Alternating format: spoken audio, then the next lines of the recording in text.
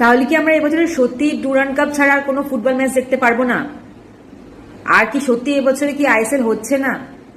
আমরা দু চারজন ফুটবল লাভার আর কতই বা ফুটবল বাঁচিয়ে রাখতে পারবো যতক্ষণ না ইন্ডিয়ার সমস্ত লোক ফুটবলকে ভালোবাসবে।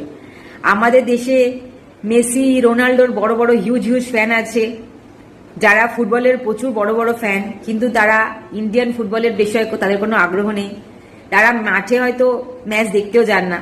শুধু আমাদের ওয়েস্ট বেঙ্গলের লোকই হয়তো ফুটবল ভালোবাসে, আর ইন্ডিয়ার লোকেরা হয়তো ফুটবলের প্রতি সেরকম কোনো ভালোবাসা নেই বলেই এবছরে আইএসএল হচ্ছে না।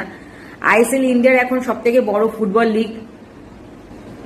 আমরা দু চারজন যারা ফুটবল লাভার আছে তারা এক্সপেক্ট করে থাকি যে আইএসএল হবে, আইএসএল দেখবো, আর ইন্ডিয়ার যে কটা ভালো ভালো ফুটবলার আছে তাদের ম্যাচ দেখবো, তাদের ফুটবল দেখবো। আগামী দিনে তারাই হয়তো আমাদের ভারতের ফুটবলের নাম রোশন করতো, তারাই হয়তো ইন্টারন্যাশনাল জায়গাতে আমাদের ভারতের ফুটবলকে নিয়ে যেত। বাট আমাদের দুর্ভাগ্য যে আমাদের মতো দেশে, এত বড় দেশে কোনো ফুটবল লাভার নেই। আছে, বাট সেটা হচ্ছে বিদেশের ফুটবল দু একটা টিমের সব সাপোর্টার। বাট খুব খারাপ লাগছে যে এবছরে আইএসএল হচ্ছে না।